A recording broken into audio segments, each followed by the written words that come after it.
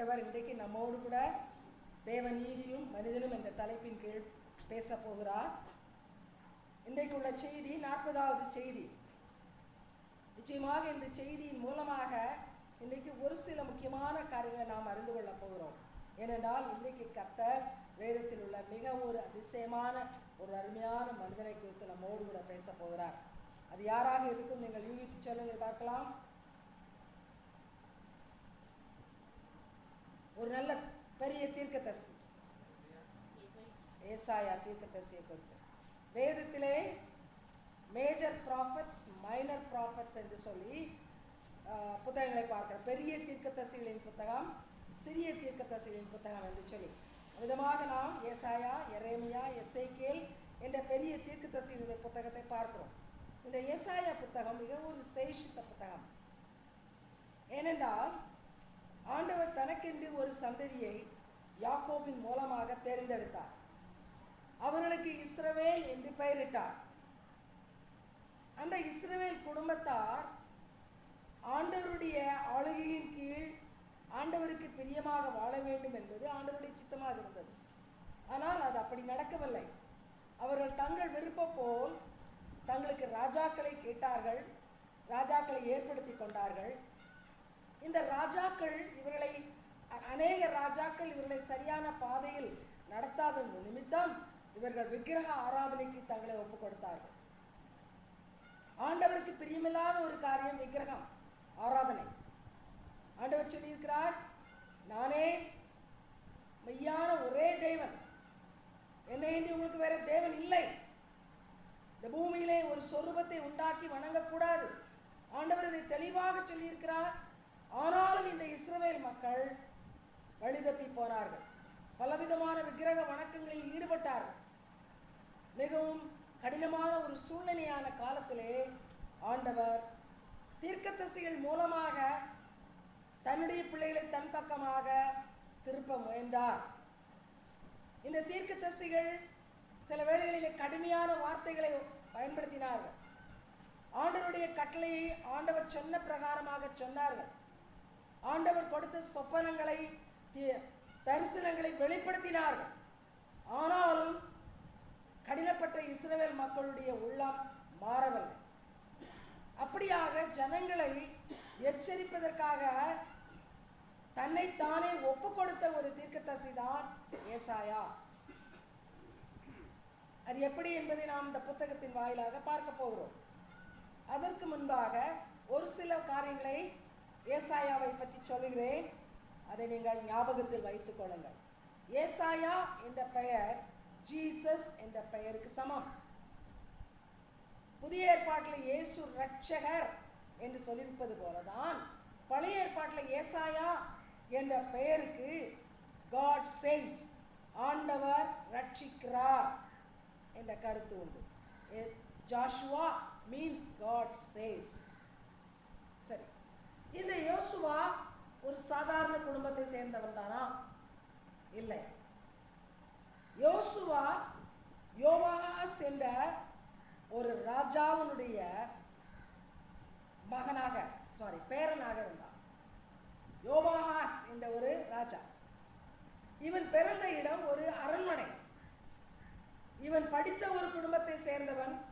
இவனுடைய பெற்றோர் கடவுளுக்கு பயந்தவர்கள், ஆண்டவருக்கு பயந்து வாழ வேண்டும் என்று நினைத்தவர்கள்.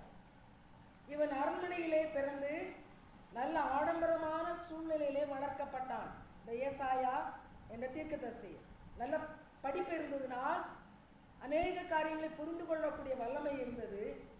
ஆகினால் அநேகருடைய நன் மதிப்பை பெற்ற ஒரு மனிதன். இந்த தீர்க்கதரிசி ஒரு ராஜா அரண்மனையிலே சந்தோஷமாக அந்த ஆடம்பரமான சூழ்நிலையிலே சகல வசதிகளோடு கூட வாழ்ந்திருக்க முடியும்.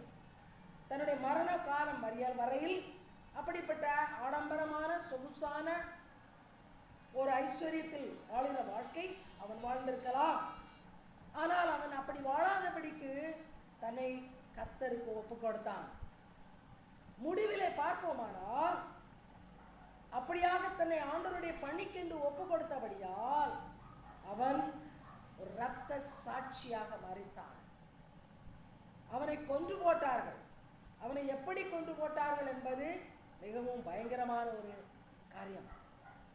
கடைசி நாட்களிலே, அவனுடைய கடைசி நாட்களிலே, அவன் ஆண்டு மக்களை எச்சரித்துக் கொண்டிருந்த நாட்களிலே அவனுடைய எச்சரிப்பை ஏற்றுக்கொள்ளாத மனாசே என்ற ராஜா, அவன் மகா கேடுள்ள ஒரு ராஜா, ஆண்டவருக்கு பிரியமில்லாத காரியங்கள் எல்லாம் செய்து கொண்டிருந்தவன். அவன் ஒரு தீர்க்கதரிசி தன்னை எச்சரிப்பதையோ, கர்த்தருடைய எச்சரிப்பின் வார்த்தை ஒரு மனிதன் மூலமாக சொல்லப்படுவதையோ ஏற்றுக்கொள்ள ஆயத்தமாக இல்லை. ஆகினால் அவன் என்ன செய்தான்? ஒரு மரத்தினுடைய அடிப்பாகத்தை உள்ளே இருந்த மரத்தை எல்லாம் எடுத்து செதுக்கி போட்டுவிட்டு அதை ஒரு ஹாலோ, ஒரு கூடு போல வைத்து அதற்குள்ளே ஏசாயாவை படுக்க வைத்து ஒரு வாளால் அவனை இரண்டாக அறுக்கும்படியாக கட்டளையிட்டான். இந்த ஏசாயா தீர்க்கதரிசி தானாகவே ஆண்டவருக்கு ஒப்பு கொடுத்தான். அதை குறித்து நாம் வேதத்தில் பார்க்க போகிறோம். ஒப்பு கொடுத்து ஆண்டவர் சொன்ன ஊழியத்தை சொன்ன பிரகாரம் செய்தான். ஆண்டவருடைய ஊழியத்தை தங்கள் இஷ்ட பிரகாரமாக செய்கிறவர்கள் உண்டு. தாங்களாகவே தங்களை ஊழியத்துக்கென்று ஏற்படுத்திக் கொள்கிறவர்கள் உண்டு. ஊழியத்திலே ஆண்டவர் கொடுக்கிற தருணங்களை வீணாக்கி தாந்தோண்டித்தனமாக வாழ்ந்து தங்களுக்கென்று பெயரையும் புகழையும் பணத்தையும் சம்பாதிக்கிறவர்கள் உண்டு. அதிகமான மக்கள் அந்த நாட்களிலும் இருந்தார்கள், இந்த நாட்களிலும் ஏராளமான பேர் இருக்கிறார்கள். ஆனால் ஏசாயா அப்படிப்பட்டவன் அல்ல. ஆண்டவர் ஒரு ஆளை தேடின போது தன்னை ஒப்பு கொடுத்தான். ஒப்பு கொடுத்த பிற்பாடு தன் சுய விருப்பப்படி, சுய சித்தத்தின்படி ஊழியத்தை செய்யவில்லை. ஆண்டவருடைய சித்தத்துக்கு பரிபூர்ணமாக ஒப்பு கொடுத்தான். ஆகையினால் மிகவும் கடினமான சூழ்நிலைகளை அவன் சந்திக்க நேரிட்டது. அநேகருக்கு அவனுடைய வார்த்தைகள் கோபத்தை கொண்டு வந்தது. அதை அவர்கள் ஏற்றுக்கொள்ளக்கூடிய மனப்பக்குவத்தில் இல்லை. ஆகையினால் தான் அவனுடைய மரணம், ஒருவேளை ராஜ அரண்மனையிலே வாழ்ந்திருப்பானால் ஒரு நல்ல மரணமாக அநேக வசதிகளோடு வாழ்ந்து முடித்து மரிக்கிற ஒரு மரணமாக இருந்திருக்கும். ஆனால் தேவனுக்கு தன்னை ஒப்பு கொடுத்து அர்ப்பணத்தோடு ஊழியம் செய்தது நிமித்தமாக அவனுடைய மரணம் மிக பயங்கரமான ஒரு மரணமாக இருந்தது. ஆனால் அதனால் அவன் இழந்தது ஒன்றுமில்லை. அப்படிப்பட்ட இரத்த சாட்சியாக மரிக்கிற ஒவ்வொரு பரிசுத்தவானும் தேவ சமூகத்தில் போய் சேர்வான். அப்படியாகத்தான் நிச்சயமாக நாம் பரலோகம் போகும் பொழுது, போவதாக இருந்தால் போக முயற்சி செய்து அதற்கேற்ற பிரகாரம் வாழ்ந்து கொண்டிருந்தால் ஒரு நாள் பரலோகம் செல்வோம். அங்கே கர்த்தருக்காக வாழ்ந்து கர்த்தருக்காக தன் உயிரை கொடுத்த ஏசாயாவை நாம் சந்திப்போம். இப்பொழுது ஏசாயா தீர்க்கதரிசியினுடைய புத்தகத்தை திறந்து வைத்துக் கொள்ளுங்கள். அதிலிருந்து அநேக காரியங்களை ஆண்டவர் வெளிப்படுத்த நாம் பார்ப்போம். ஏசாயா 6வது அதிகாரம் வசனம் 1. ஏசாயா 6 முதலாவது வசனம். Isaiah chapter 6 verse 1.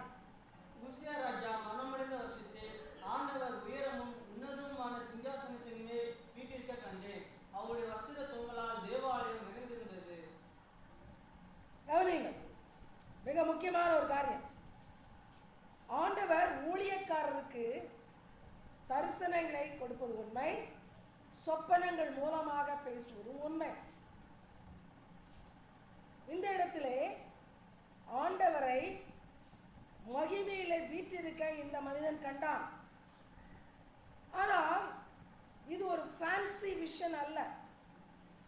இந்த நாட்களிலே எச்சரிப்போடு உங்களுக்கு சொல்கிறேன், அநேகர் சொல்கிறார்கள், நான் ஒரு தீர்க்கதரிசி, ஆண்டவர் எனக்கு தோன்றினார், அவரை பார்த்தேன். இந்த பூமியிலிருந்து கடந்து சென்ற ஒரு ஊழியக்கார தீர்க்கதரிசி சொன்னார், நான் ஒரு நாள் ஒரு தரிசனம் பார்த்தேன். அங்கே மோசே இருந்தார், எலியா இருந்தார், பவுல் அப்போஸ்தலன் இருந்தார், நான் பவுலோடு பேசிக் கொண்டிருந்தேன். தேவனுடைய பிள்ளைகளே, இதெல்லாம் பொய். இது உண்மையான காரியம் கிடையாது. இன்னைக்கு இப்படி நிறைய கள்ள தீர்க்க தரிசனங்களும் கள்ள தரிசனங்களும் சபைக்கு முன்பாக வைக்கப்படுகிறது. இதெல்லாம் கேட்டு ஏமாந்து விடாதீர்கள். இது உங்களை எந்த விதத்திலும் பரிசுத்தப்படுத்தாது. ஆனால் உண்மையாக ஒரு தரிசனத்தை பார்த்து ஒரு மனிதன் நம்மோடு கூட பேசுவானால் அந்த காரியம் நம்மை நிச்சயமாகவே சிந்திக்க தூண்டும், நம்மை ஒரு மாற்றத்துக்கு உட்படுத்தும். அப்படிப்பட்ட ஒரு தரிசனத்தை தான் ஏசாயா கண்டார். ஏசாயா கண்டது ஆண்டவரை உன்னதமாக வீற்றிருக்க கண்டான்.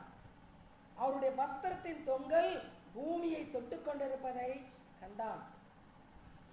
It's a glorious vision.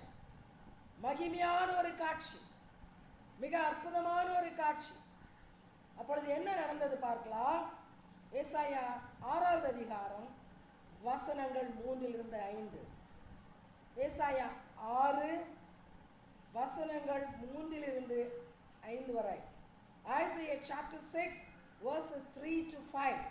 ஒருவரை ஒருவர் நோக்கி, சேனைகளின் கர்த்தர் பரிசுத்தர் பரிசுத்தர் பரிசுத்தர், பூமி அனைத்தும் அவருடைய மகிமையால் இருந்திருக்கிறது என்று கூப்பிட்டு சொன்னார்கள்.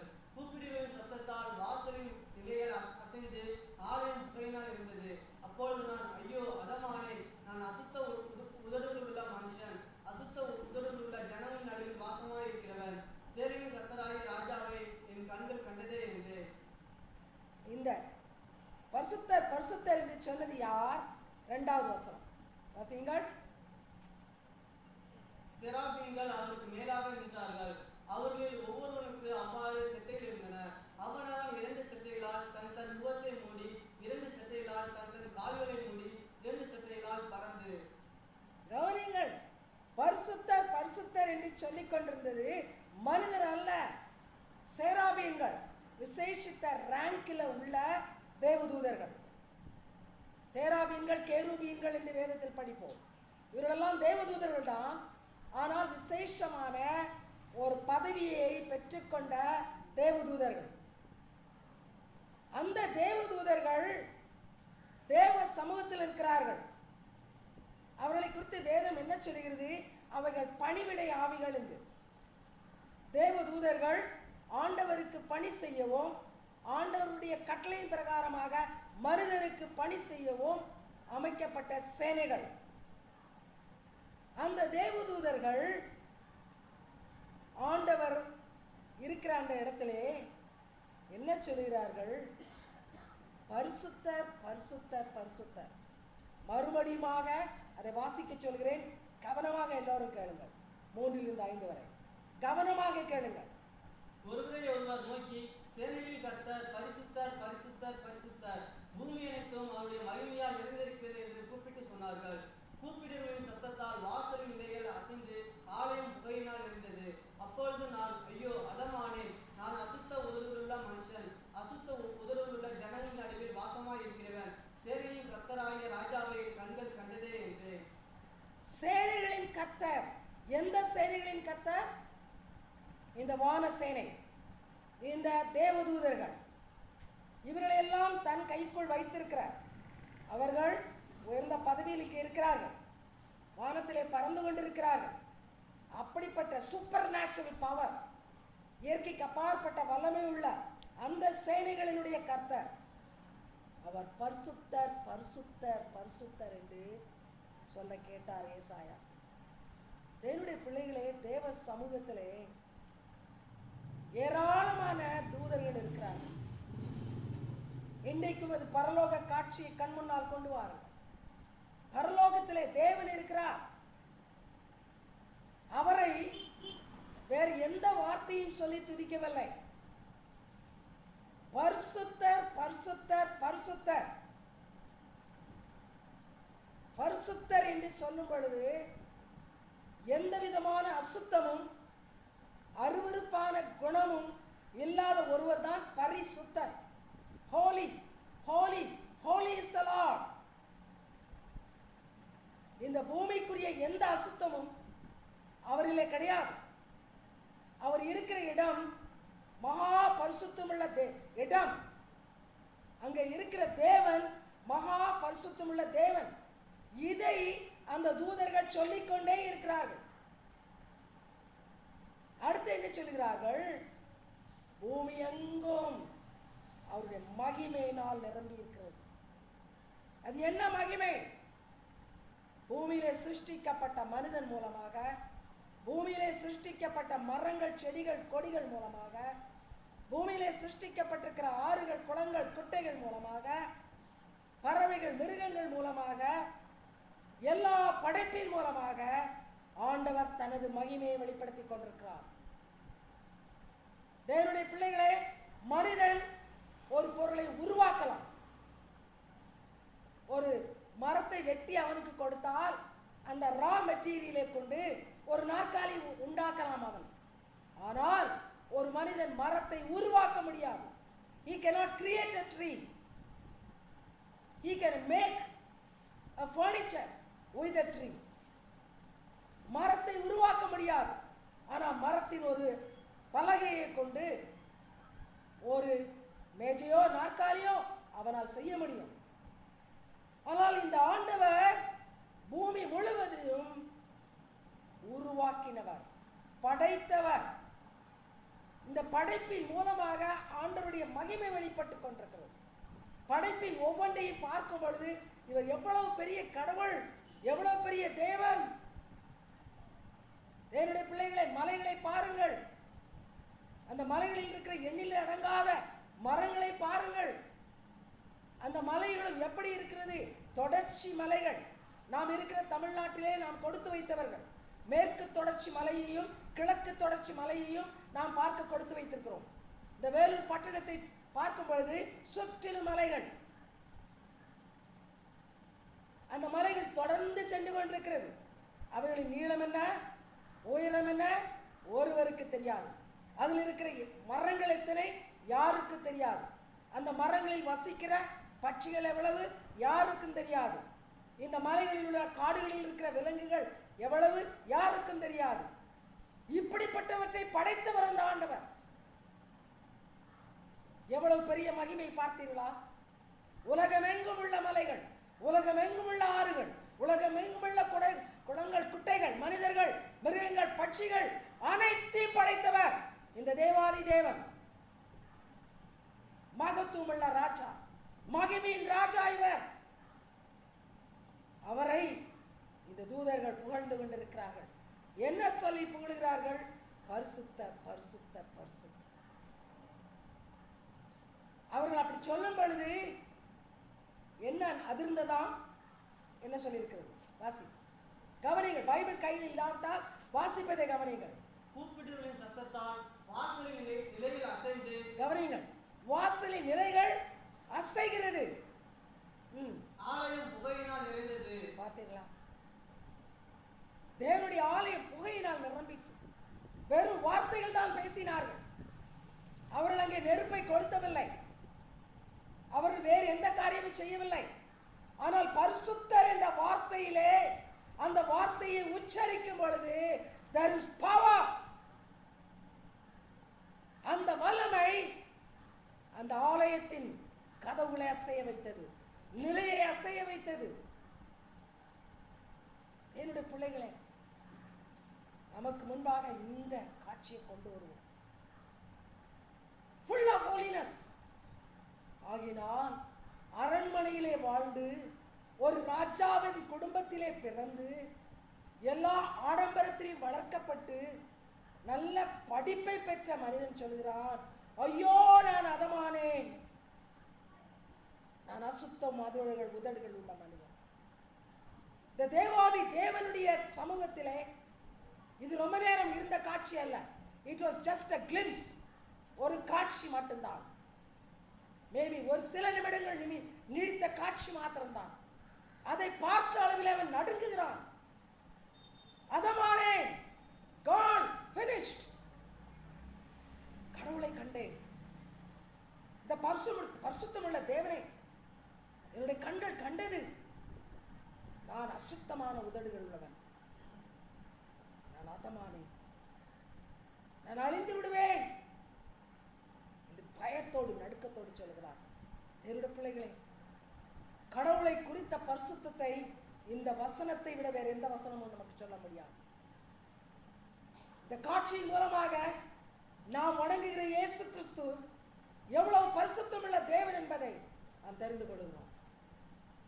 அநேக நேரத்திலே இந்த பரிசுத்தமுள்ள தேவனுடைய சமூகத்தில் வருகிறோம், ஆராதனை செய்ய வருகிறோம், அவர் கொடுத்த பரிசுத்த வேதத்தை கையில் எடுக்கிறோம், அந்த பரிசுத்த தேவனை புகழ்ந்து பாடல்களை பாடுகிறோம். ஆனால் இவரை போல ஒரு பயம் உண்டா? இவர் சொல்லுகிறார், அசுத்த உதடுள்ளவன் அதமானேன் என்று சொல்கிறார். ஆனால் நாம் தேவ சமூகத்தில் எவ்வளவு துணிச்சலோடு உட்கார்கிறோம், எவ்வளவு துணிகரமாக நுழைகிறோம், எவ்வளவு பயம் இல்லாமல் இருக்கிறோம். அவர்கள் பரிசுத்தர் பரிசுத்தர் என்று சொல்லும்போது ஆலயம் புகையினால் நிரம்பிற்று, தேவ பிரசன்னம் இறங்கிற்று, தேவ மகிமை அந்த இடத்தை நிரப்பிற்று. இவ்வளவு பெரிய ஒரு மனிதனாலே அங்கு நிற்க முடியவில்லை. உலக பதவி, உலக மேன்மை அவனுக்கு முன்பாக அவனை ஒன்று செய்ய முடியவில்லை. அவன் உணர்வடைந்தான், நான் ஒன்றுமில்லாதவன், நான் அசுத்தமானவன், நான் நிர்பந்தமானவன், எனக்கு முன்னால் காணப்படுகிற தேவனோ பரிசுத்தமான தேவன். அருமையான தேவனுடைய பிள்ளைகளே, this is the holy reverence for God. இன்னைக்கு இப்படிப்பட்ட ஒரு பயமும் நடுக்கமும் நமக்கு உண்டா? ஆண்டவர் இதை எதிர்பார்க்கிறார். ஏதோ இயேசு என்ற வார்த்தையை சுலபமாக சொல்லிவிட்டோம், இயேசு என்று சொல்லி ஜபித்து விட்டோம் என்று நினைத்துக் கொண்டிருக்கிறோம். இந்த தேவன் எவ்வளவு பரிசுத்தமானவர் தெரியுமா? இந்த தேவன் எவ்வளவு பரிசுத்தமானவர் என்று தெரியுமா? ஒரு பெரிய குடும்பத்தில் ராஜகுலத்தில் பிறந்தவன், நான் அதமானேன் என்று சொல்கிறான். இன்றைக்கு நாம் தெரிந்து கொள்வோம், இயேசுவை வணங்குகிற நாம் நடுங்க வேண்டும், அவருடைய வேதத்தை கையில் எடுக்கிற நாம் நடுங்க வேண்டும், அவரை பின்பற்றுகிற நாம் பயத்தோடு நடுக்கத்தோடு அவர் முன்பாக வர வேண்டும். அவருக்கு ஊழியம் செய்கிறோம் என்று சொல்கிற ஒவ்வொருவரும் எந்த பரிசுத்த தேவனுக்கு ஊழியம் செய்கிறோம் என்பதை புரிந்து கொள்ள வேண்டும். அதை அறியாத பட்சத்தில் அதமாகி விடுவோம், நிர்மூலமாகி விடுவோம், அழைந்து விடுவோம் என்ற உணர்வு நமக்கு வர வேண்டும். தேவ பிள்ளைகளே, ஏசாயா தீர்க்கதரிசியின் மூலமாக கர்த்தர் தன்னை வெளிப்படுத்திக் கொண்டிருக்கிறார். இந்த தீர்க்கதரிசியின் மூலமாக தன்னுடைய பரிசுத்தத்தை வெளிப்படுத்திக் கொண்டிருக்கிறார். ஒருவர் அவரை பார்த்து பரிசுத்தர் என்று சொல்லும் பொழுது வாசலின் நிலைகள் அசைகிறதாம். அப்படியானால் ஆண்டவர் பரிசுத்தர் என்று சொல்லும் பொழுது எத்தனை வல்லமை இருக்கிறது அந்த வார்த்தையிலே. உணர்வோம், நம்முடைய தேவன் சாதாரணமான ஒரு வடிவம் அல்ல, உருவம் அல்ல, மெய்யான தேவன், பரிசுத்தமுள்ள தேவன், பூமியை மகிமையினால் நிரப்பி இருக்கிற தேவன். ஆகினால் தான் சங்கீதக்காரன் எழுதும்போது 95 சங்கீதத்தில் சொல்லுகிறான், பணிந்து குனிந்து முழங்கால் படியிட கடவோம், அவருக்கு முன்பாக அசட்டையாக காலின் மேல் காலை போட்டுக்கொண்டு உலக உல்லாசமாக அமராமல் இருப்போம். பரிசுத்தமுள்ள தேவனுக்கு முன்பாக காலின் மேல காலை போட்டுக்கொண்டு அவமரியாதையாக உட்கார்ந்து எவ்வளவு தவறான காரியம். உணர்வோம், பரிசுத்தமுள்ள தேவன். இன்றைக்கு உணர்வோம், இவரை வணங்குகிற நாம் எவ்வளவு பவ்யமாக, எவ்வளவு ஜாக்கிரதையாக அவரை வணங்க வேண்டும். உணர்வோம். ஏசாயா சொல்லுகிறான், அசுத்த உதடு உள்ளவன். ஏன் ஏசாயா கெட்ட வார்த்தை பேசினானா? ஏன் அப்படி சொன்னான்? தேவச்சனமே, பரிசுத்த தேவனுக்கு முன்பாக நாம் ஒவ்வொருவரும் அசுத்தமானவர்கள். நம் உதடுகளினால் பேசுகிற வார்த்தைகள் பெருமையான வார்த்தைகளாக இருக்கலாம், பொறாமையினால் நிறைந்த வார்த்தைகளாக இருக்கலாம், அகங்காரத்தினால் நிறைந்து பேசுகிற வார்த்தைகளாக இருக்கலாம், மற்றவர்களை குறை சொல்லுகிற வார்த்தைகளாக இருக்கலாம். என்ன வார்த்தைகளானாலும் அவற்றை உச்சரிக்கிற நம்முடைய உதடுகள் அசுத்தமானவைகள். அதை அவன் உணர்ந்திருக்கிறான். ஆகினால் தான் சொன்னான், ஐயோ, இந்த தேவ சமூகத்திலே, இந்த பரிசுத்த தேவனுடைய சமூகத்திலே நான் என்னை பரிசுத்தவான் என்று எண்ணி வர முடியுமா? உணர்ந்தான். நாம் உணர்கிறோமோ இன்றைக்கு? இந்த தேவ சமூகத்திலே நாம் எவ்வளவு அசுத்தமானவர்கள், எவ்வளவு குறை உள்ளவர்கள் உணர்கிறோமா? நாம் எவ்வளவு அற்பமானவர்கள், எவ்வளவு கீழானவர்கள் உணர்கிறோமா? உணர தூண்டுகிறார் ஏசாயா. ஏசாயா சொல்லுகிறார், இந்த தேவனுக்கு முன்பாக நிற்க எனக்கு தகுதி இல்லை. நீங்கள் உங்களை தகுதி உள்ளவர்கள் என்று நினைக்கிறீர்களா? தகுதி உள்ளவர்கள் போல் நடித்துக் கொண்டிருக்கிறீர்களா? என் வார்த்தைகள் உங்களை எச்சரிக்கட்டும். நான் அசுத்த உதடுகள் உள்ளவன். அப்பொழுது நடந்தது என்ன? ஏசாயா தீர்க்கதரிசி புத்தகம் 6வது அதிகாரம் 6வது 7வது வசனங்கள். 6வது அதிகாரம் வசனங்கள் 6, 7. Chapter 6 verses 6 and 7. அப்பொழுது சிராபின்களில் ஒருவன் பலிபீடத்திலிருந்து தன் கையிலே பிடித்த குறட்டால் ஒரு நெருப்பு தலைகளை எடுத்து வீட்டில் பறந்து வந்து அதனால் என் வாயை தொட்டு, இதோ இது உன் உதடுகளை தொட்டதினால் உன் அக்கிரமம் நீங்கி உன் பாவம் நிவர்த்தியானது என்றார். கவனியுங்கள், அசுத்த உதடுகள் என்று சொன்ன உடனே ஒரு அற்புதம் நடக்கிறது. உன் அசுத்தம் ஏன் வருகிறது? நீ அக்கிரமக்காரன். அக்கிரமக்காரனாய் இருப்பதனால், பாவியாய் இருப்பதனால் அசுத்தமான உதடுகளை உள்ளவனாய் இருக்கிறாய். உனக்கு தேவை பரிசுத்தம். ஆகினால் தேவ சமூகத்திலிருந்து ஒரு நெருப்பு தழலை கொண்டு வந்து அவன் உதடுகளின் மேல் வைத்தான். வைத்தவுடன் சொல்லப்பட்டது என்ன? உன் அக்கிரமம் நீங்கிற்று. தேவனுடைய பிள்ளைகளே, நாம ஒரு அறிக்கை செய்து கொண்டிருக்கிறோம். ஒரு மாலையை கையில பிடித்துக் கொண்டோ, ஒரு படத்தை தொட்டுக்கொண்டோ, அல்லது எதையோ உச்சரித்து கொண்டோ நாம் சொல்லிக் கொண்டிருக்கிறோம், என் பாவமெல்லாம் போயிற்று. ஒன்று போகாது. தேவன் நம்மை தொட வேண்டும். தேவன் நம்மை தொட்டு உன் அக்கிரமம் நீங்கிற்று, நான் உனக்கு பரிசுத்தத்தை தருகிறேன் என்று சொல்ல வேண்டும்.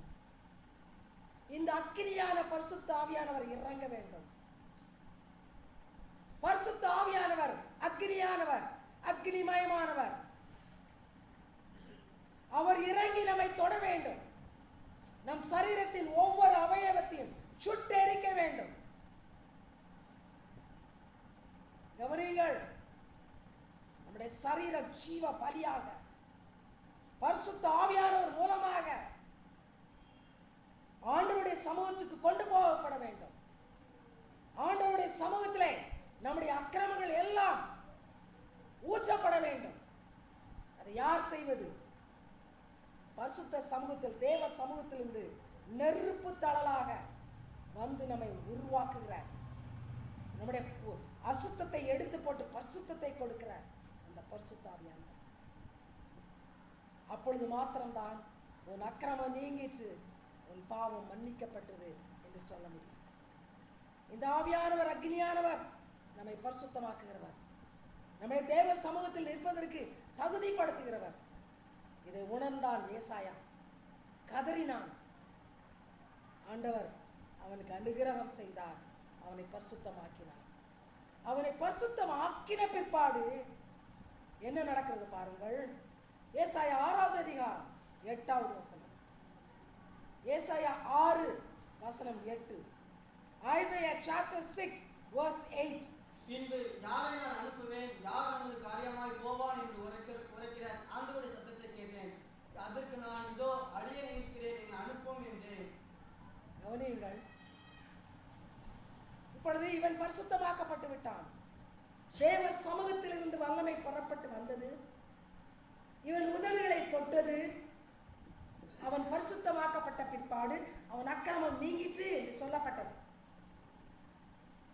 அவனை ஆயத்தப்படுத்தின பிற்பாடு ஆண்டவர் சொல்கிறார், யாரை நான் அனுப்புவேன்? யார் என் நிமித்தமாக போவார்கள்? எங்கே அனுப்ப வேண்டும்? எங்கே போக வேண்டும்?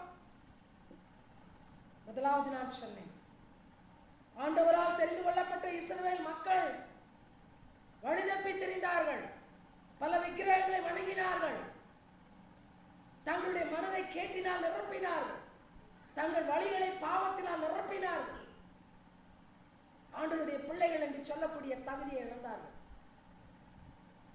அவர்கள் அந்த நிலையிலே பரலோக ராட்சியில் போக முடியாது. எதை செய்யாதே என்று ஆண்டவர் சொன்னாரோ அதை அவர்கள் செய்தார்கள். இவர்கள் மத்தியிலே நான் ஒருவரை அனுப்ப வேண்டும். என்னுடைய இதயத்தை வெளிப்படுத்த நான் கீழே இறங்கி வந்தால் எப்படிப்பட்ட தண்டனை கொடுப்பேன் என்பதை அவர்களுக்கு சொல்ல ஒரு ஆளை நான் அனுப்ப வேண்டும். ஆனால் யார் போவார்கள்? என் நிமித்தமாக யார் போவார்கள்? என் ஊழியத்தை செய்வதற்கு, இந்த கடினமான ஊழியத்தை செய்ய யார் போவார்கள்? இந்த ஆண்டவருடைய சத்தம் கேட்டது. ஏசாயா சொல்கிறான், என்னை அனுப்பும், நான் போகிறேன். ஆண்டவரே, வழி தப்பி போன இஸ்ரவேலை எச்சரிக்க வேண்டுமா? வரப்போகிற தண்டனையை குறித்து அவர்களுக்கு சொல்ல வேண்டுமா? நான் போகிறேன் ஆண்டவரே, என்னை அனுப்பும். கவனிங்கள், ராஜ குலத்தில் பிறந்து அரண்மனையிலே வளர்க்கப்பட்டு சகல சௌகரியத்தையும் அனுபவித்த மனிதன் சொல்கிறான், நான் போகிறேன் உமக்காக. எல்லாவற்றையும் விட்டுவிட்டு, அரண்மனையில் சுகமான வாழ்க்கையை விட்டுவிட்டு, வேளா வேலைக்கு கிடைக்கிற ருசியான ஆகாரத்தை, ஆடம்பரமாக உடுத்தக்கூடிய ஆடைகளை எல்லாவற்றையும் விட்டுவிட்டு, நான் போகிறேன் ஆண்டவரே, உமக்காக நான் போகிறேன்.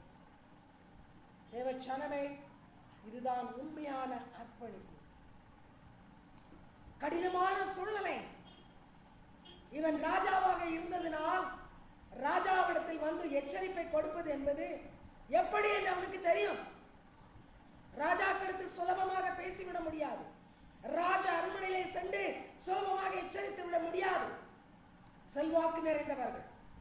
அந்த நாட்டிலே ராஜாக்கள் செல்வாக்கும் வல்லமையை நிறைந்தவர்கள், கையில அதிகாரத்தை வைத்திருந்தவர்கள். இவர்களை எச்சரிப்பது சாதாரணமான காரியம் அல்ல. அதை அறிந்தவன். இருப்பினும் சொன்னான், ஆண்டவரே, உமக்காக போக வேண்டுமா? யாரை அனுப்புவேன் என்று திகைக்கிறீரா? இதோ நான் இருக்கிறேன், என்னை அனுப்பும். என்னுடைய பிள்ளைகளே, இப்படிப்பட்ட கடினமான ஊழியத்தை செய்வதற்கு இன்றைக்கு யாரை அனுப்புவேன் என்று ஆண்டவர் கேட்டால் என்னை அனுப்பும் என்று சொல்லுவோமா? ஐயோ, ஊழியம் எவ்வளவு கஷ்டம், ஊழியத்தில் எத்தனை பிரச்சனைகள். ஊழியத்தை செய்ய போனால் உலகத்தை, சிற்றின்பத்தை அனுபவிக்க முடியாதே, வீடுகளிலே சுகமாக தங்கி இருக்க முடியாதே. ஆண்டவர் சொன்ன நேரம் புறப்பட்டு போக வேண்டும். ஆண்டவர் சொன்ன நேரத்தில் பாடுகளை அனுபவிக்க வேண்டும். அது எப்படி சாத்தியமாகும் என்று யோசித்துக் கொண்டிருக்கிறோம். வீடுகளில் நம்மளை அடைத்து வைத்துக் கொண்டிருக்கிறோம். ஆனால்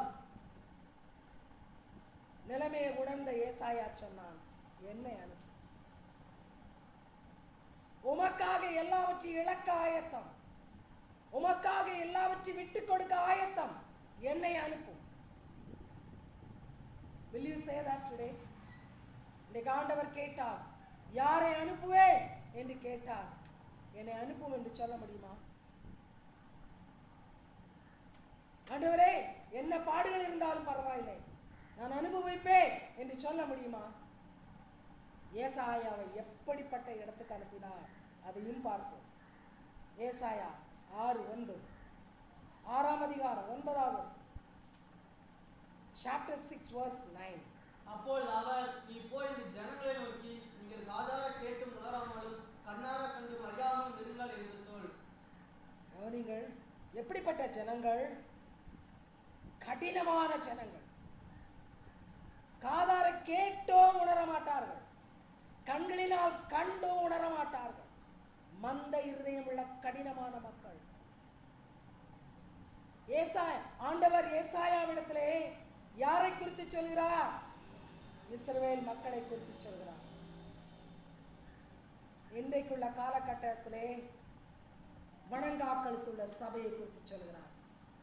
கிறிஸ்தவர்கள் என்று சொல்கிறார்கள், வேதத்தை படிக்கிறோம் என்று சொல்கிறார்கள், ஆலயத்துக்கு போகிறோம் என்று சொல்கிறார்கள். ஆனால் இவர்கள் பேசுவது பொய். இவர்கள் இருதயத்தில் வஞ்சனை, ஏமாற்றம், திருட்டு புத்திகள், கேடுள்ள நினைவுகள், விபச்சாரங்கள், வேசித்தனங்கள், தீமையான சிந்தனைகள், இச்சை உள்ள கண்கள். கடினமான கிறிஸ்தவர்கள். கிறிஸ்தவர்கள் என்று சொல்கிறார்கள், அசுத்தமானவர்கள். தேவனுடைய பிள்ளைகளே, அன்றைக்கு இஸ்ரவேல் என்றால் இன்றைக்கு தேவனுடைய சபை. ஆண்டவர் சொல்கிறார், காதிலே கேட்கிறார்கள், அடிக்கடி செய்தியை கேட்கிறார்கள், கடினமான உபதேசத்தை கேட்கிறார்கள், எச்சரிப்பை கேட்கிறார்கள். ஆனால் செவிடன். என்னுடைய உள்ளத்தை பார்க்கிறார்கள், நான் எவ்வளவு வேதனைப்படுகிறேன் என்று பார்க்கிறார்கள். ஆனாலும் குருடர்கள். நோ இம்பாக்ட், விளைவு ஒன்றுமில்லை, அப்படியே இருக்கிறார்கள். மாறாதவர்கள். இவர்களுக்கு போய் சொல். கவனியுங்கள், திரும்ப திரும்ப உபதேசத்தை கேட்டும் உணராத மக்களுக்கு போதிப்பது, உணராத மக்களுக்கு ஆண்டவருடைய எச்சரிப்பை கொடுப்பது எவ்வளவு கடினம் தெரியுமா? இன்றைக்கு இதே காரியம் இன்றைக்குள்ள சபைகளிலே போய் இப்படிப்பட்ட கடினமான உபதேசத்தை கொடுத்தால், ஆண்டவருடைய எச்சரிப்பை சொன்னால், அன்றைக்கு எசேக்கியாவை, அன்றைக்கு ஏசாயாவை வாளினால் வெட்டினார்கள், இன்றைக்கு நாவாலை வெட்டி துரத்தி அடிப்பார்கள். எங்கள் பக்கத்தில் வராதிருங்கள். உங்களுடைய உபதேசம் எங்களுக்கு தேவையில்லை. எங்களுக்கு என்ன உபதேசம் தேவை? கர்த்தர் ஆசீர்வதிப்பார். நீ விபச்சாரக்காரனா இருந்தால் இன்னொரு மனைவியை தருவார். நீ கேடுகட்ட திருடனா இருந்தால் இன்னும் திருட சந்தர்ப்பம் தருவார். நீ கொலைவரி பிடித்தவனா இருந்தால் இன்னும் நிறைய பேரை கொல்லுவாய். உன்னை ஆசீர்வதிப்பார். இப்படிப்பட்ட உபதேசம் தான் இன்றைக்கு நமக்கு பிடிக்கும். ஆண்டவர் ஆசீர்வதிப்பார், மென்மேலும் ஆசீர்வதிப்பார். சம்பளத்தை கூட்டி தருவார், சாப்பிடுறதுக்கு இன்னும் அதிகமாக சாப்பாட்டை கொடுப்பார். கொஞ்சமாக நகை இருந்தால் இன்னும் நகைகளை அள்ளி தருவார். இப்படிப்பட்ட உபதேசம் நமக்கு பிடிக்கும். ஆனால் கடினமான உண்மையை சொல்லுகிற உபதேசம் இருந்தால் அந்த உபதேசத்தை கொடுக்கிறவர்களை வெறுக்கிற கிறிஸ்தவ சமுதாயம். இன்றைக்குள்ள கிறிஸ்தவ சமுதாயம் அன்றைக்குள்ள ஏசாயாவின் காலத்தில் இருந்த இஸ்ரவேலை போலத்தான். எச்சரிப்பு வேண்டாம். இவர்களுக்கு மத்தியிலே ஊழியம் செய்வது சுலபம் தானா? கடினமான ஊழியம், மிகவும் கஷ்டமான ஊழியம், பேசிக்கொண்டே இருந்தாலும் பலனை காணாத ஊழியம், எச்சரித்துக் கொண்டே இருந்தாலும் மனம் திரும்பாத மக்களுக்கு மத்தியிலே செய்யப்படுகிற ஊழியம். எவ்வளவு கடினமான ஊழியம். இருப்பினும் ஏசாயா போக ஆயத்தமாக இருந்தார். ஆண்டவரே, இந்த ராஜாக்களுக்கு மத்தியிலே கடினமான இருதயம் உள்ள உல்லாச வாழ்க்கையை விரும்புகிறார், விக்கிரகங்களுக்கு பிறகே ஓடிக்கொண்டிருக்கிறார் இந்த ராஜாக்களுக்கு மத்தியிலே போக வேண்டுமா? நான் சொல்கிறேன். ஏசாயா 1வது அதிகாரத்தை படிப்பீர்களானால், வாசிக்க வேண்டாம், நான் சொல்கிறேன். ஆண்டவர் ஒன்று சொல்கிறார், மாடு தன் முன்னணையை அறியும். ஒரு மாட்டை ஒரு தொழுவத்தில் கட்டினால் தொழுவத்தை நன்றாக அறிந்து கொள்ளும். மேய்ச்சலுக்கு மாட்டின் சொந்தக்காரன் எடுத்து செல்வான். நன்றாக மேய்த்து விட்டு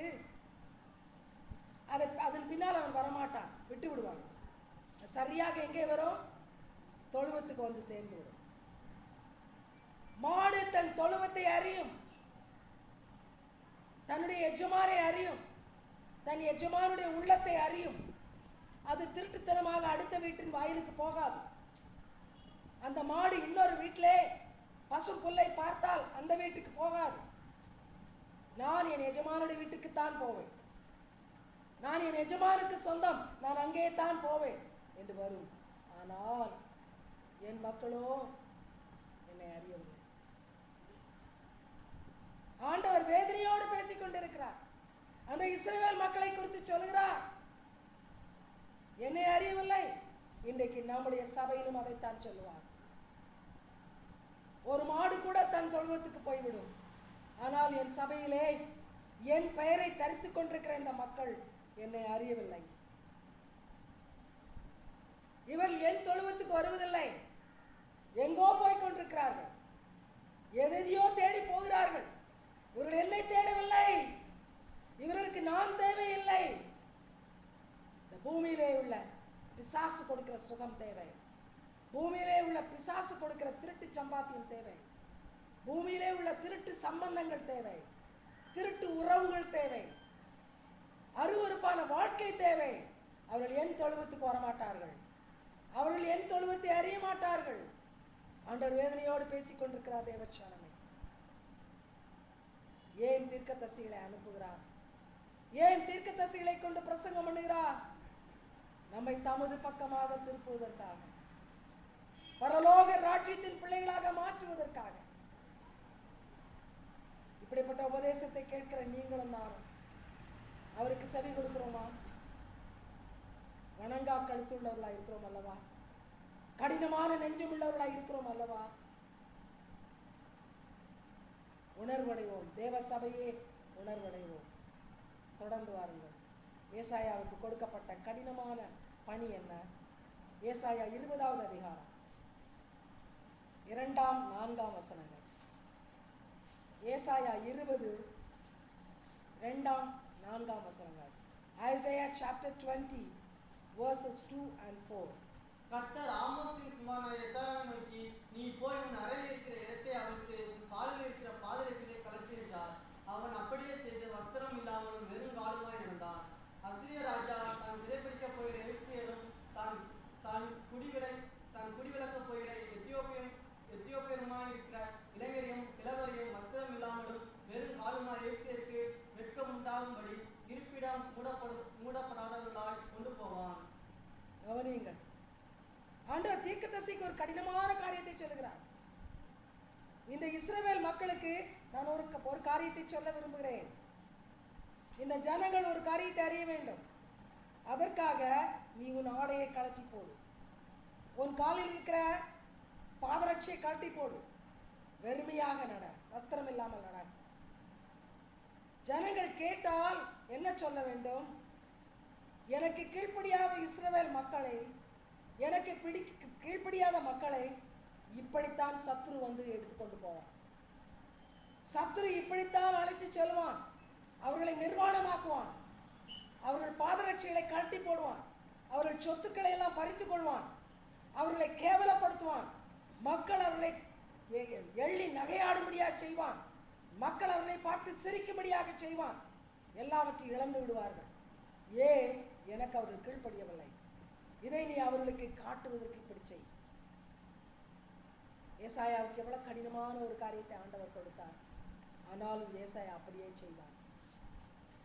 ஆண்டவர் சொன்னார், நான் அவருக்கு கீழ்ப்படிய வேண்டும். ஆண்டவர் எதை சொன்னாலும் நான் அதை செய்ய வேண்டும். என்னுடைய பிள்ளைகளை எவ்வளவு ஒரு கடினமான காரியம் பார்த்தீர்களா? மக்களுக்கு நடக்க போகிற ஆபத்தான காரியத்தை வெளிப்படுத்துவதற்காக இவன் தன்னை வெட்கத்துக்கு உட்படுத்தினான். தீர்க்கதரிசிகளுடைய புத்தகங்களை தொடர்ந்து படிப்பீர்களானா அநேக தீர்க்கதரிசிகள் இப்படித்தான் ஆண்டவருக்கு கீழ்ப்படிந்து தங்களை ஒப்பு கொடுத்தார்கள். எப்பேற்பட்ட கீழ்த்தரமான கேவலமான நிலைக்கும் தங்களை தள்ள ஆயத்தமாயிருந்தார்கள். அவருடைய தலைமேல் இருந்த, அவர்களுடைய மனதில் இருந்த ஒரே ஒரு காரியம், என் ஆண்டவருக்கு பணிவதே தலையாய கடமை, என் ஆண்டவருக்கு ஊழியம் செய்வதே பெரிய காரியம். அதற்காக நான் என்னை தாழ்த்தட்டும், அதற்காக நான் என்னை வெறுமையாக்கட்டும், அதற்காக நான் பாடுகளை அனுபவிக்கட்டும், அதற்காக நிந்தைகளையும் அவமானங்களை அனுபவிக்கட்டும், பரவாயில்லை, ஆண்டவர் என்ன சொல்கிறாரோ அதை நான் செய்வேன். இவ்வளோ ஒரு அருமையான எக்ஸாம்பிள் நமக்கு முன்பாக ஏசாயா தீர்க்கதரிசி. இப்படி அவன் செய்ததினால் கட்டாயமாக அநேகர் கேட்டிருப்பார்கள். அவன் ஜனங்களை எச்சரித்திருப்பான். எச்சரிக்கப்பட்ட ஜனங்கள் ஒருவேளை நல்ல புத்தி உள்ளவர்களாக இருந்தால் எச்சரிப்பை ஏற்றுக்கொண்டிருந்திருப்பார்கள். தொடர்ந்து வாருங்கள். ஏசாயா தீர்க்கதரிசியின் புத்தகம் 37 அதிகாரம் வசனம் 4. அதிகாரம் 37 வசனம் 4. Chapter 37 verse 4. ஜீவனுள்ள தேவனை நிந்திக்கும்படி அசீர் ராஜாவாகிய தன் ஆண்டவனால் அனுப்பப்பட்ட ரப்சாக்கே சொன்ன வார்த்தைகளை உமது தேவனாய கர்த்தர் கேட்டிருக்கிறார். உமது தேவனாய கர்த்தர் கேட்டிருக்கிற வார்த்தைகளை நிமித்தம் தண்டனை செய்வார். ஆகையால் இன்னும் மீதியா இருக்கிறவர்களுக்காக விண்ணப்பம் செய்வீராக என்று எசேக்கியா சொல்லச் சொன்னார் என்றார்கள். ஏசாயா தீர்க்கதரிசி ஜனங்களை எச்சரித்துக் கொண்டிருந்த போது எசேக்கியா என்ற ராஜா, எசேக்கியா என்பது யூதாவில் உள்ள ஒரு நல்ல ராஜா, அந்த ராஜா ஒரு செய்தி அனுப்புகிறார். அநேக ஜனங்கள் சிறைப்பட்டு போய்விட்டார்கள். ஆண்டவருக்கு கீழ்ப்படியாமல் அழிவுக்கு போய்விட்டார்கள். கொஞ்சம் பேர் மீண்டிருக்கிறார்கள். இவர்களையும் இந்த அசீரியா ராஜா பயன்படுத்துகிறான், பயமுறுத்தி கொண்டிருக்கிறான். பிடித்து கொண்டு போக வந்திருக்கிறான். இந்த மீதி இருக்கிறவர்களாவது தப்பட்டும், இந்த மீதமாக இருக்கிற மக்களாவது தப்பட்டும், அவர்களுக்காக விண்ணப்பம் செய்யும். கவனிங்கள், இது இன்றைக்குள்ள காலகட்டத்தை பற்றி பேசுவது. பிசாசானவன் சபையிலே அதிகமான ஜனங்களை விழுங்கி விட்டார். இந்த அசீரியா ராஜாவை போல இஸ்ரவேல் மக்களை சிறைப்பிடித்து கொண்டு போனான். அதே போல இன்றைக்கு சபையிலே கிறிஸ்தவர்களை சினிமா காட்சிக்கு போ, குடிக்க போ, வெறிக்க போ, தவறான பாதைக்கு செல், தவறான பணம் சம்பாதி என்று சொல்லி சிறைப்பிடித்து கொண்டிருக்கிறான் பிசாசானவன். எத்தனையோ கிறிஸ்தவர்கள் என்று பெயர் வைத்திருக்கிறவர்கள் அழிந்து போனார்கள். இப்படிப்பட்ட நேரத்தில் ஆண்டவர் சொல்கிறார், கொஞ்சம் பேர் மீண்டிருக்கிறார்கள், அவர்களுக்காகிலும் அறிவு வரட்டும், சொரணை வரட்டும், அவர்களுக்காக செல்லும். இவர்களும் போய்விடக்கூடாது, இவர்களும் அழிந்து விடக்கூடாது, இவர்களுக்காக செல்லும். என்னுடைய பிள்ளைகளே, இன்றைக்குள்ள கிறிஸ்தவ சமுதாயத்தின் அவலட்சணமான நிலைமையை இது வெளிப்படுத்துகிறது. அதிகமான ஜனங்கள் சோரம் போய்விட்டார்கள். சபையில ஆராதிக்கிறார்கள். அந்த காலை வேளையிலே 2 மணி நேரம் ஆராதனை கூடத்தில் உட்கார்வதோடு சரி, மற்ற நேரங்களிலே தாம் தோன்றித்தனமான வாழ்க்கை, அருவருப்பான பிசாசின் வாழ்க்கை, பணத்துக்காக அலைகிற வாழ்க்கை, விபச்சார மயக்கத்தில் இருக்கிற வாழ்க்கை, வேசித்தனமான வாழ்க்கை, விதண்டாவாதங்களை பேசித் திரிகிற வாழ்க்கை, பொய்யையும் பித்தலாட்டத்தையும் பின்பற்றுகிற வாழ்க்கை, அழிந்து போய் கொண்டிருக்கிறார். பிசாசின் அடிமைத்தனத்தில் இருக்கிறார்.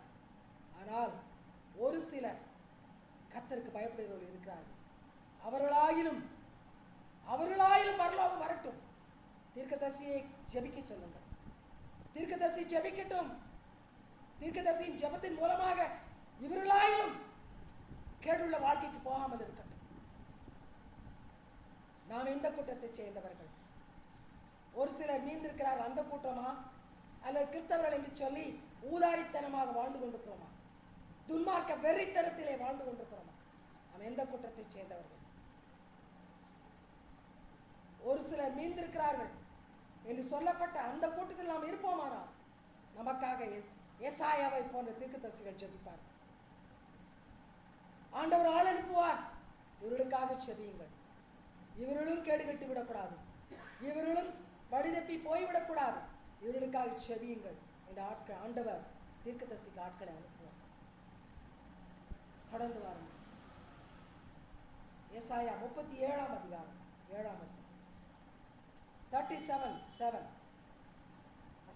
இதோ அவன் ஒரு செய்தியை கேட்டு தன் தேசத்துக்கு திரும்புவதற்கான ஆவியை நான் அவனுக்குள் அனுப்பி அவனை அவன் தேசத்திலே பட்டயத்தால் விட பண்ணுவேன் என்று கர்த்தர் உரைக்கிறார் என்பதை உங்கள் ஆண்டவனிடத்தில் சொல்லுங்கள் என்றார். ஆட்கள் வந்தார்கள். அவர்களுக்கு ஏசாயா பதில் சொல்கிறான். அந்த வசனத்தை காதில் வாங்குகிறான். ஆண்டவர் அவனோடு பேசுறதை அவன் கேட்கிறான். ஆண்டவர் என்ன சொல்கிறார்? சத்ரு வருகிறான், ஆனால் அவன் ஒன்றும் செய்ய முடியாது, உங்களை ஒன்றும் பண்ண முடியாது. அவன் திரும்பி போவான், அவன் பட்டயத்தால் விழுவான், சத்ரு அழிந்து விடுவான். போய் உங்கள் ராஜாவுக்கு சொல்லுங்கள். என்னுடைய பிள்ளைகளை எசேக்கியா ராஜா ஒரு நேர்மையானவன், ஒரு உண்மையான ராஜா, தீமைக்கு பயப்படுகிற ராஜா. ஆகினால் அவனுக்கு செய்தி வருகிறது, சத்ரு உன்னை ஒன்று செய்ய முடியாது. மீந்திருக்கிற உன் ஜனங்களை சத்ரு ஒன்று பண்ண முடியாது. மீந்திருக்கிற உன் ஜனங்கள் பத்திரமாக இருப்பார்கள். எதிர்க்கிற வந்த சத்ரு அழிந்து போவான். இன்றைக்கு கர்த்தர் நம்மை குறித்தும் அப்படி சொல்லுவார்.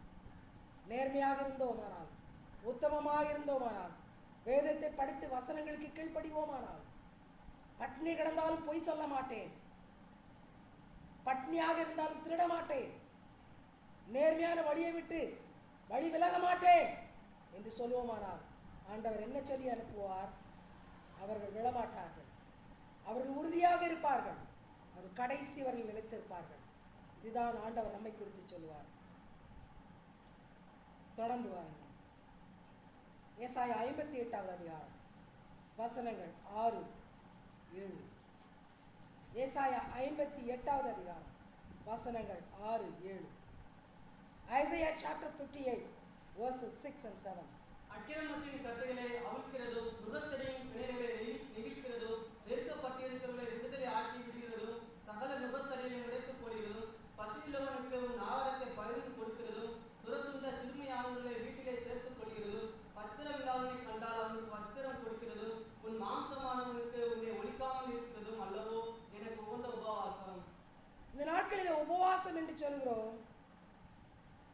இது உபவாசம் என்றால் என்ன? ஒருவேளை சாப்பிடாமல் பட்டினி இருப்பது, அல்ல 2 நாட்கள் சாப்பிடாமல் பட்டினி இருப்பது, இதற்கு நாம் உபவாசம் என்று பெயர் சொல்கிறோம். அப்படி பட்டினி இருக்கிற நாட்களிலே நம் விருப்பப்படி எதையும் செய்து கொண்டு அலைவோம். பொழுது போகவில்லை என்று அடுத்த வீட்டில் அரட்டை அடிப்போம், தவறான வார்த்தைகளை பேசுவோம், தவறான காரியங்களை செய்வோம், தவறான இடத்துக்கு போவோம், எல்லாமே செய்வோம். ஆனால் யாராவது கேட்டால் உபவாசம்.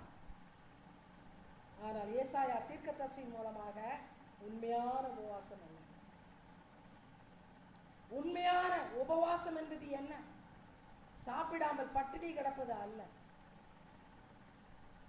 உன்னுடைய நேரத்தை ஏழை எளியவர்களுக்கு உதவி செய்வதற்கு கொடு. உன்னுடைய ஆகாரத்தை பட்னியாயிருக்கிறவர்களுக்கு கொடு. உன் சரீர பலத்தை சுவிசேஷம் சொல்வதற்கு கொடு. யாரெல்லாம் வேதனையோடு தனிமையில் இருக்கிறார்களோ அவர்களுக்கு ஆறுதல் சொல்ல புறப்பட்டு போய் உன் நேரத்தை செலவு பண்ணு. உண்மையை உத்தமமான ஊழியம் செய்வதுதான் உண்மையான உபவாசம். ஆண்டவருடைய சித்தப்படி ஏழை எளியவர்களை விசாரித்து, பட்டினியா இருக்கிறவர்களுக்கு ஆகாரம் கொடுத்து, ஆடை இல்லாதவர்களுக்கு ஆடையை கொடுத்து, வேதனையோடு இருக்கிறவர்களை விசாரித்து தேவனுடைய பணியை செய்வதுதான் உண்மையான உபவாசம். நமக்கு அது தெரியாது. ஒருவேளை சாப்பிடாவிட்டால் அது உபவாசம். இன்னைக்கு சொல்லுவார் நிறைய பேர், நான் நிறைய நாள் 1 வாரம் உபவாசம். ஆனால் அது வாழ்க்கையை சோதித்து பார்த்தால் இங்கே சொல்லப்பட்ட ஒன்றுமே நடக்காது. ஆலயத்துக்கு கூட வரமாட்டார்கள். ஊழியத்துக்கா? அதெல்லாம் எனக்கு நேரம் இல்லை, ஊழியத்துக்கெல்லாம் வர முடியாது. என்ன உபவாசம்? வேதம் என்ன சொல்கிறது? இல்லாதவனை இருக்கிறவனை போல மாற்று. யாருக்கு ஒருவருமே துணைக்கு இல்லையோ, தனிமையில வேதனைப்படுகிறானோ, அவனுக்கு 4 வார்த்தைகளை ஆறுதலாக சொல்லு. அது உபவாசம். ஏனென்றால் உன் நேரத்தை நீ கொடுக்கிறாய், உன் தாளந்துகளை கொடுக்கிறாய், உன் பணத்தை கொடுக்கிறாய், உன் ஆகாரத்தை தானம் பண்ணுகிறாய். அது உபவாசம். நிறைய பேருக்கு இன்னைக்கு இது தெரியாது. கிறிஸ்தவர்கள் அநேகர் இப்படி சீக்கிரத்தில் இனிமேல் நெந்துகால உபவாசம் என்று சொல்வார்கள். இயேசு கிறிஸ்து பாடுபட்டாராம், அதுக்கு இவர்கள் கண்ணீர் விடுகிறார்களாம். அதுக்கு உபவாசம். நாங்கள் 40 நாள் சாப்பிட மாட்டோம், 40 நாள் கஞ்சி தான் குடிப்போம், கைத்தைக்காரத்தனம். அதெல்லாம் உபவாசம். நம் கண்ணெதிரே பாடுபடுகிற ஜனங்கள் எவ்வளவு, வேதனையோடு இருக்கிற ஜனங்கள் எவ்வளவு. நாம் நிறைவாக சாப்பிட்டு நல்ல சொகுசாக வாழ்ந்து இரவில் நிம்மதியாய் தூங்கிக் கொண்டிருக்கிறோம். கேட்பாரற்று விசாரிப்பார் இல்லாமல் ரோட்டிலே தூங்குகிற ஜனம் எத்தனை. ஒரு ஒத்தாசை, ஒரு உதவியும் இல்லாமல் கண்ணீரோடு தவித்துக் கொண்டிருக்கிற எத்தனை கோடி ஜனம். இவர்களை விசாரித்தது உண்டா?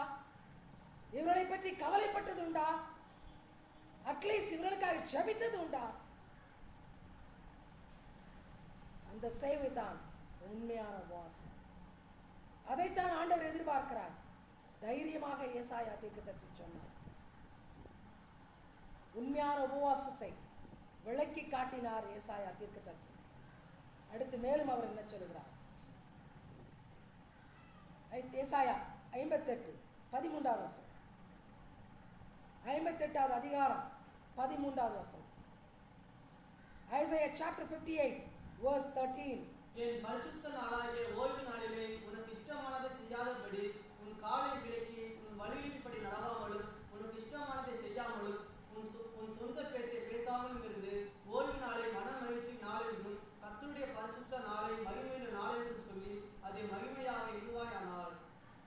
அடுத்த காரியம் ஏசாயா மூலமாக சொல்லுகிறார். ஓய்வு நாள் தேவன் கொடுத்த நாள். 6 நாட்கள் தேவன் உலகத்தை படைத்தார். 7வது நாளிலே ஓய்ந்திருந்தார். ஓய்ந்திருந்தார் என்றால் ஏசி ரூம்ல போய் தூங்கவில்லை. அது ஆண்டவருடைய நாள், ஆண்டவருக்கு இன்று பிரத்யேகமாக வைத்த நாள். இதை புதிய ஏற்பாட்டில் இயேசு செய்திருக்கிறார். ஓய்வு நாளிலே அநேக வியாதியஸ்தரை சுகப்படுத்தினார். ஜனங்கள் கேட்டார்கள், ஓய்வு நாள் ஆயிட்டே, இது ஓய்ந்திருக்க வேண்டும். ஓய்வு நாளிலே கிணற்றில் விழுந்த ஒரு ஆட்டையோ மாட்டையோ தூக்கி விட மாட்டாயா? தூக்கி விடுவாய் அல்லவா? ஓய்வு நாள் ஆயிற்று, ஆடு கிடக்கட்டும், நாளையே பார்த்துக் கொள்ளலாம் என்றால் ஆடு என்ன செய்து விடும்? முழுகி செத்துவிடும். அன்றைக்கு நன்மை செய்கிறாய் அல்லவா? ஓய்வு நாளை பரிசுத்தமாய் ஆசரிக்க வேண்டும். இன்னைக்கு நாம் ஓய்வு நாளை ஒதுக்கி வைக்கிறோம். எதற்கு? ஜாலிடே, ஹாலிடே. 6 நாள் உழைக்கிறோம், 7வது நாள் ஊர் சுத்தவும், நம்முடைய இஷ்டமானதை இஷ்டமான இடத்தில் போய் பேசவும், நம்ம சொந்த பந்தங்களோடு உறவாடவும், அதிகமாக அருமையாக ருசியாக சமைத்து சாப்பிடவும் நாம் அந்த நாளை பயன்படுத்துகிறோம். யாராயிலும் கேட்டால் அது எங்களுக்கு ஓய்வு நாள், Sunday. It's a very very holy day. வேதம் சொல்லுகிறபடி ஓய்வு நாளை நாம் ஆசரிக்கிறோமா? ஆண்டவர் சொல்லுகிறபடி ஓய்வு நாளை நேரத்தை கழிக்கிறோமா? என்ன செய்து கொண்டிருக்கிறோம்? மனம் போன்று வாழ்ந்து கொண்டிருக்கிறோம். இஷ்டமானதை செய்கிறோம், இஷ்டமானதை பேசுகிறோம், விருப்பமான இடத்துக்கு போகிறோம், விருப்பமான ஆட்களை சந்திக்கிறோம், எதையோ பிளான் பண்ணுகிறோம். இதை பாருங்கள், பிக்னிக் ஸ்பாட்ல போய் பாருங்கள். ஏலகிரி போங்கள், ஏற்காட்டுக்கு போங்கள், நீலகிரிக்கு போங்கள், ஞாயிற்றுக்கிழமையில பொட்டானிக்கல் கார்டன் போங்கள். அங்கே போய் கேட்டால் எல்லாம் 2 பேர்ல ஒரு ஆளு கிறிஸ்தவனா தான் இருக்கும். எதுக்கு வந்தீங்க? பிக்னிக் வந்தோம். ஏங்க ஓய்வு நாளாச்சா? ஆராதனைக்கு போனீங்களா?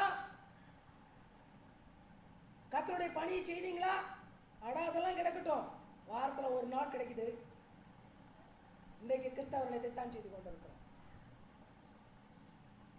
ஏசாயா தீர்க்கதரிசி, ஆண்டவரால் அபிஷேகிக்கப்பட்ட தீர்க்கதரிசி, பரலோகத்தின் தழலை கொண்டு வந்து சுத்திகரிக்கப்பட்ட தீர்க்கதரிசி அந்த உதடுகளை கொண்டு சொல்கிறார்.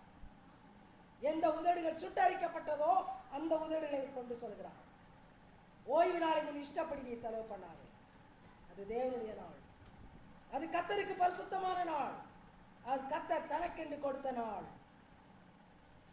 அந்த நாளை எப்படி கழிக்க வேண்டும், எப்படி செலவிட வேண்டும், கர்த்தரிடத்தில் கேள். கர்த்தர் உனக்கு சொல்லுவார். ஆண்டவரே, இது உம்முடைய நாள், நீர் பரிசுத்தப்படுத்தின நாள், இந்த நாளை நான் எப்படி அனுசரிக்கட்டும்? ஆண்டவர் சொல்லிக் கொடுப்பார். அப்படியானால் ஆவிக்குரிய ஆசீர்வாதம் நமக்கு வரும்.